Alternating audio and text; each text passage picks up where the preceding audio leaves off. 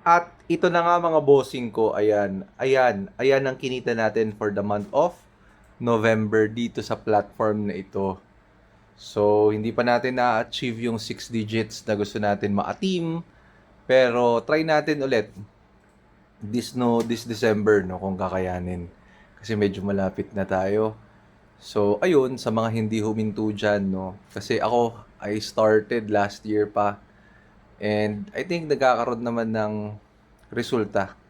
Basta ayun, consistent lang tayo sa ating ginagawa. And ayan, tuloy-tuloy lang tayo. Okay? Ayan, so hopefully no, mahit natin yung 6 digits bago matapos yung taon.